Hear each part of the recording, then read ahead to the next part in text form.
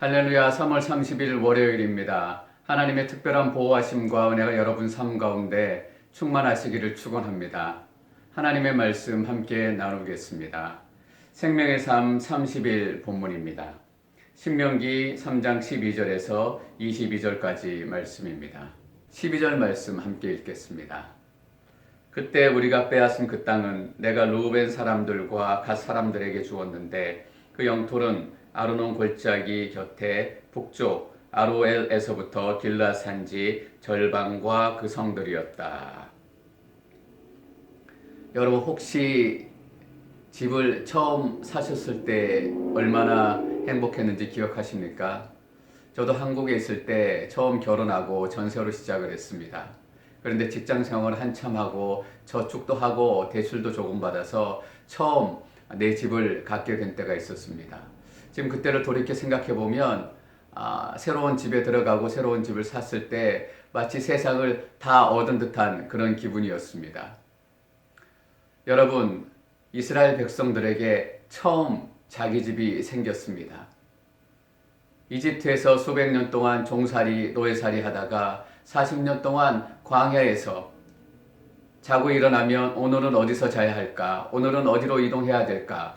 구름 기둥과 불 기둥이 움직이면 자고 있었던 텐트를 다 걷어가지고 또 서둘러 짐을 싸서 구름 기둥과 불 기둥을 쫓아갔습니다.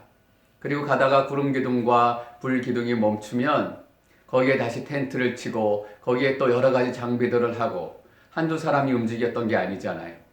최소한 100만 명의 사람들이 텐트를 치고 텐트를 걷고 짐을 싸고 또 짐을 다시 풀고 그 생활을 40년 동안 한 거예요.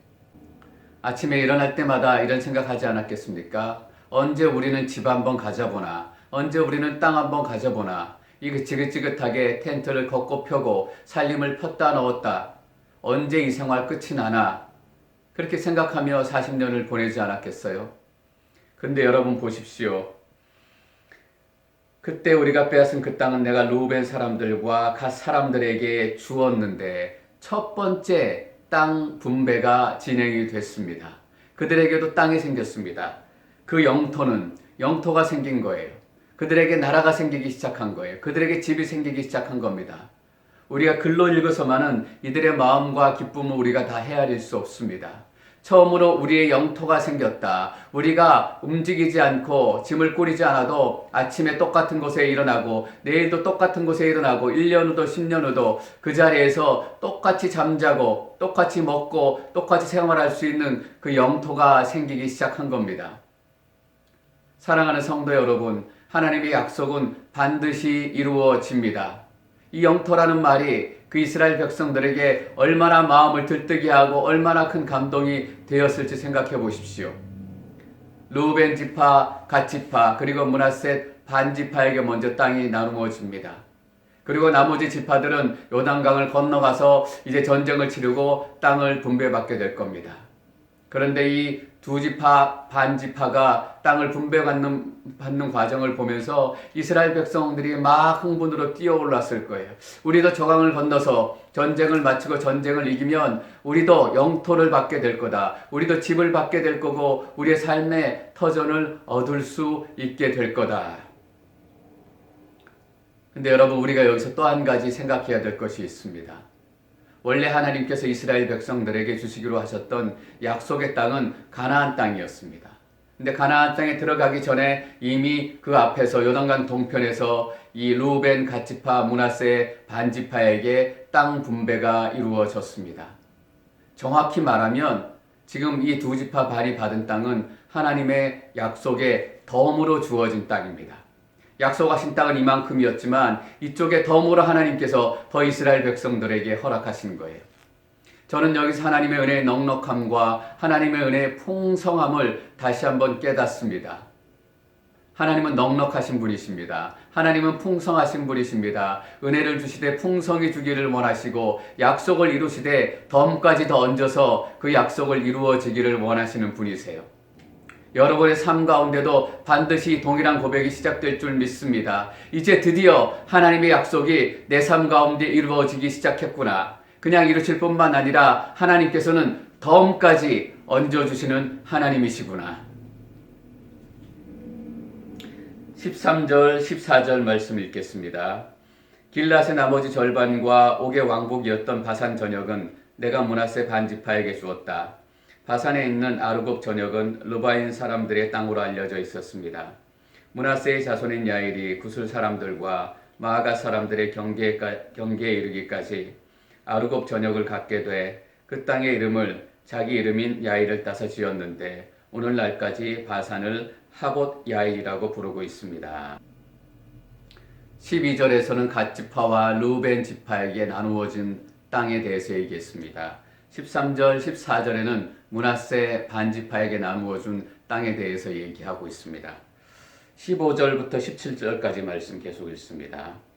그리고 내가 길앗을 마길에게 주었다. 그러나 르우벤 사람들과 갓 사람들에게는 길앗에서부터 내려가서 아르논 골짜기에 이르는 곳과 그 골짜기 한가운데가 경계가 되는데 암몬 사람들의 경계인 약복강까지 영토를 주었다.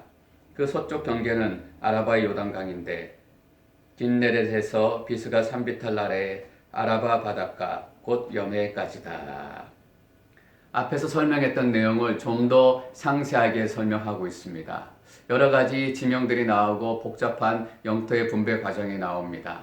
근데 우리가 지도를 보면 이 두 지파 반이 어떻게 땅을 분배했는지 금방 알 수 있습니다. 제가 잠깐 지도로 그들의 땅을 확인해 보겠습니다.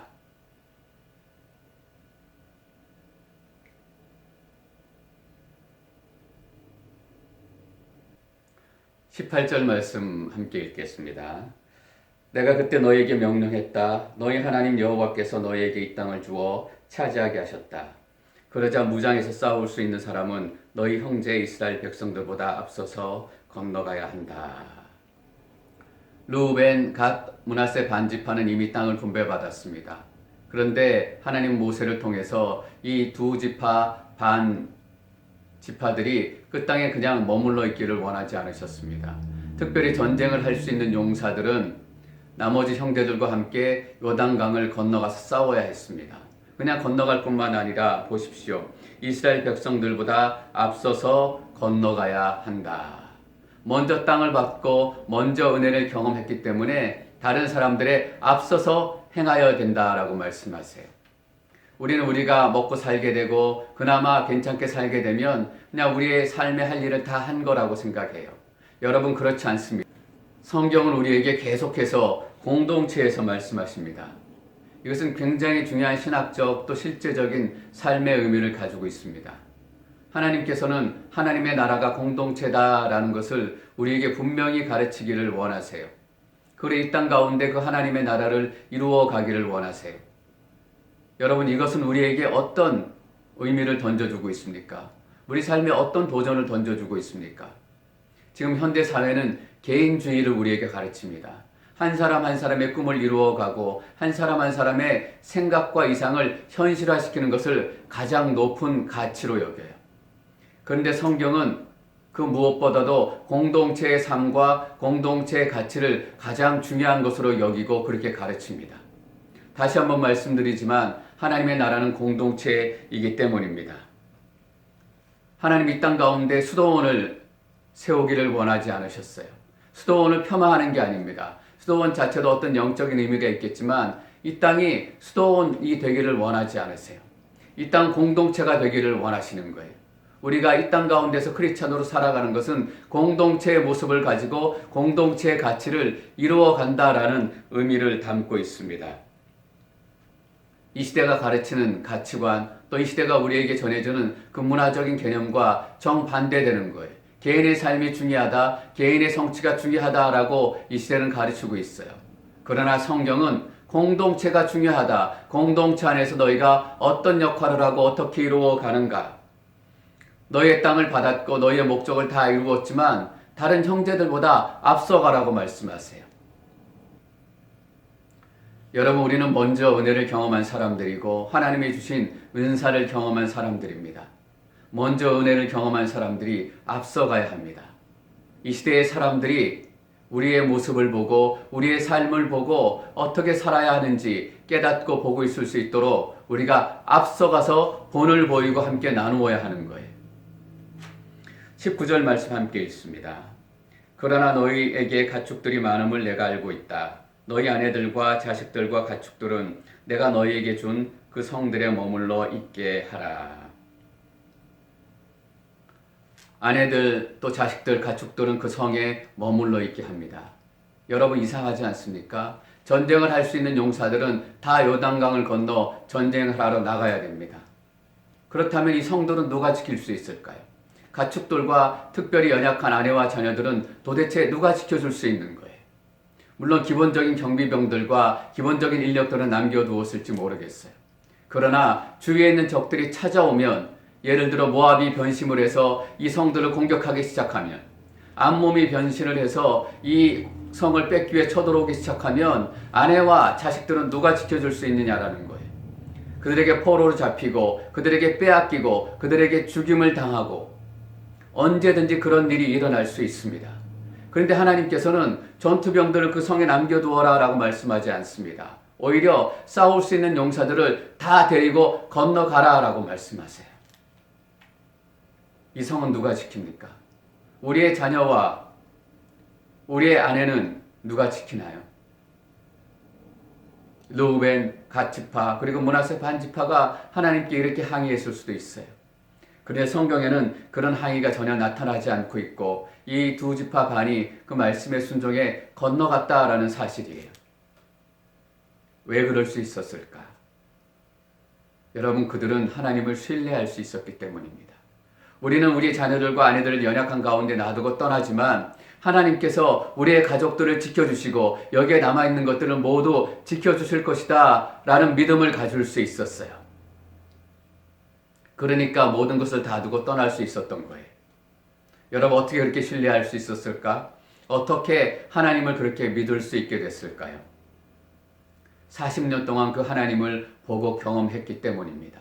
40년 동안 하나님께서 그들을 어떻게 지켜주시고 그들의 자녀를 어떻게 지켜주시고 그들의 아내를 어떻게 지켜주셨는지 그들이 40년 동안 보고 경험했기 때문입니다. 그러니까 하나님을 믿고 신뢰할 수 있었던 거예요. 40년 동안 우리의 가족을 지켜주신 하나님, 우리 민족을 지켜주신 하나님, 나는 지금 이곳을 떠나지만, 여러분 잠깐 떠나는 거 아닙니다. 일주일 떠나서 전쟁하고 돌아오고 한 달 전쟁하고 돌아오고 이런 게 아니에요. 가나안 정복 전쟁은 6년에서 16년까지 걸려요. 초기 정복 전쟁은 6년에 걸치지만 나중에 땅을 정복하고 배분하는 그런 과정까지 16년이 걸립니다. 이 지파들이 언제 자기 집으로 돌아갈 수 있게 되는가? 여호수아 20장을 읽어보면 그때에서야 여호수아가 르우벤, 갓지파, 므낫세 반지파에게 이제 너희들이 너희 가족으로 또 집으로 돌아가도 좋다라고 얘기해요. 최소한 5년, 10년 동안 가족을 떠나서 싸워야 하는 거예요. 그런 위험을 감수하고 형제를 돕고 또 형제들과 함께하기 위해서 강을 건너가야 하는 겁니다. 여러분, 형제를 돕는다는 거, 은혜의 사람들이 돼서 다른 사람들을 앞서간다는 거, 이런 거예요. 우린 다른 사람들을 도울 때 우리가 쉬고 또 휴가 가고 낮잠도 자고 우리의 쓸 시간 다 쓰고 그래도 시간이 남으면 다른 사람들을 도와요. 우리가 재정으로 다른 사람을 돕습니다. 저축도 하고 또 모기지도 내고 학비도 내고 우리의 여가도 즐기고 또 우리가 살 것도 다 사고 저축도 하고 그러고 남은 돈이 조금 있으면 그 중에 일부를 다른 사람들에게 돕는 데 써요. 그러면서도 우리는 얼마나 생색을 내는지 모르겠습니다. 내 시간을 이렇게 썼습니다. 내 물질을 이렇게 썼습니다. 근데 오늘 이 두 지파 반의 모습을 보니까 다른 형제들을 돕는 것, 세상에서 공동체의 모습을 드러내며 살아가는 것, 그렇게 쉬운 일이 아니다라는 것을 알게 돼요. 20절 함께 읽습니다. 여호와께서 너희와 같이 너희 형제들에게도 쉼을 주실 때까지 말이다. 그들 또한 요단강 건너편에 너희 하나님 여호와께서 주시는 그 땅을 차지한 후에 너희는 너희가 소유하게 된 땅으로 돌아가라. 여러분 보십시오. 너희 형제들도 쉼을 얻게 될 때까지, 너희 형제들도 전쟁을 치르는 것뿐만 아니라 땅을 분배받아서 온전하게 쉴 수 있을 때까지 그들과 함께 싸워야 한다. 얼마나 많은 시간이 흘렀겠습니까? 가족들에 대한 걱정으로 얼마나 마음이 불안했겠습니까? 그런데 그들은 정말 그들의 근심과 두려움을 하나님께 던져버리고 맡긴 거예요. 우리는 하나님께서 주신 그 사명을 이 땅 가운데서 감당하고 이 나라가 하나님의 나라가 되도록 하나님의 약속이 이루어지는데 우리의 삶을 다 던지겠습니다.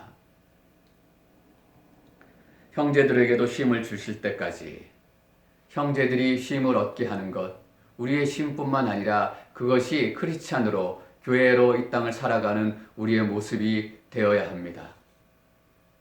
가끔 저는 이런 얘기 종종 듣습니다. 왜 우리의 세금으로 그런 사람들을 도와야 합니까? 왜 우리의 세금으로 그런 일들까지 도와야 합니까? 그것이 이민자에 관한 일일 수도 있고 홈리스에 관한 일일 수도 있고 여러 가지 사회 사업에 관한 일일 수도 있습니다. 여러분 일부분은 맞을지도 모르겠어요. 실제로 그런 정책들을 입안하고 결정하는 데는 너무나 많은 변수들과 또 고려해야 될 너무나 많은 주변 상황들이 있습니다. 정책을 결정할 때 더 신중하고 더 많은 것들을 고려해야 되지만 그런데 제가 여기서 여러분들에게 꼭 드리고 싶은 말씀이 있습니다. 우리가 크리스찬으로서 하나님의 나라의 시민으로서 우리가 가져야 될 생각의 틀 또는 마음의 틀에 관한 겁니다. 왜 우리의 세금으로 저 사람들까지 저런 사람들까지 도와야 합니까? 우리는 이렇게 말하고 이렇게 생각하는 사람들이 아닙니다. 오히려 반대가 돼야 할 줄 믿습니다. 우리의 세금으로라도 그런 사람들을 돕고 그런 사람들을 서포트 해줄 수 있어서 감사합니다. 내가 세금을 조금 더 내는 불편함이 있어도 그런 사람들을 도울 수 있다면 내가 세금을 좀 더 내는 그런 불편함과 손해도 감수할 수 있습니다. 르우벤 지파와 갓 지파와 므낫세 반 지파는 아내와 자녀들과 자기들이 가진 가축들이 위험에 빠질지도 모르는 그런 위험을 감수하고 요단강을 건너갔습니다. 그냥 내버려 둔 거 아닙니다. 그냥 될 대로 되라 내팽개쳐 둔 거 아닙니다. 하나님께서 지금까지 나를 지켜주시고 인도해 주시고 보호해 주셨던 것처럼 내가 우리의 공동체를 위해서 하나님의 나라를 위해서 건너가 있는 그 시간에도 하나님께서는 우리의 가족을 지켜주실 것이다 라는 믿음과 신뢰가 있었기 때문이에요. 여러분 우리는 그렇게 마음을 가져야 되는 사람들입니다. 우리는 그런 생각을 가지고 이 땅 가운데 살아가야 되는 사람들이에요. 그것이 공동체적인 삶이고 하나님의 공동체를 이 땅 가운데 살아가는 삶입니다. 여러분 하나님께서는 평등에 대해서 가르치지 않습니다. 성경에서 평등에 대해서 말하고 있지 않아요. 하나님은 희생과 선해에 대해서 가르치시는 거예요. 여러분 십자가에서 평등에 대해서 얘기했습니까? 십자가에서 공평에 대해서 얘기했습니까? 아닙니다. 십자가는 희생을 가르치는 자리예요. 십자가는 선해를 가르치는 자리입니다. 예수님께서 십자가에 죽으셨어요. 일방적인 죽음, 일방적인 희생, 일방적인 손해. 오늘 르우벤 지파, 갓 지파, 므낫세 반 지파의 헌신과 순종을 통해서 우리는 공동체가 어떤 것인지 배웁니다. 특별히 세상의 공동체가 아니라 크리스찬 공동체, 예수의 공동체가 어떠한 모습일까 이것에 대해서 분명하게 깨닫습니다. 많은 사람들이 어렵고 계속해서 위기가 지속되고 있어요. 이럴 때일수록 우리는 크리스찬 공동체의 공동체성을 더 확실하게 드러내야 합니다. 왜 우리의 세금으로 그런 사람들까지 돕습니까? 여러분 아닙니다. 하나님 우리가 낸 세금으로라도 그런 사람들을 도울 수 있게 돼서 너무 감사합니다. 내가 세금을 조금 더 내는 불편함도 감수하겠습니다. 내가 직접 할 수 없는 일이지만 내가 직접 도울 수 없는 일이지만 이 시스템을 통해서 그렇게라도 도울 수 있다니 하나님 이 축복 내게 주셔서 감사합니다. 이 은혜 내게 주셔서 감사합니다. 오랜 시간이 지나서 르우벤 지파, 갓 지파, 므낫세 반 지파가 그들 땅으로, 그들 집으로, 그들 영토로 다시 돌아옵니다. 근데 성경의 어느 부분에도 그들이 떠나 있었던 그 순간에 아내와 가족과 그 가축들이 다 도륙을 당하고 빼앗기고 포로가 되어서 끌려갔다라는 기록은 없습니다. 하나님께서 그들을 지켜주셨기 때문입니다. 여러분 하나님께서 여러분들과 함께 하십니다. 그렇기 때문에 때로는 손해보는 것, 희생하는 것 이것에 대해서 너무 두렵게 생각하지 마십시오. 그 빈자리, 그 손해본 자리, 그 자리에 하나님의 놀라운 채우심과 공급하심과 놀라운 약속의 성취가 임하게 될 줄 믿습니다. 이 믿음으로 살아가시는 한 주 되시기를 축원합니다.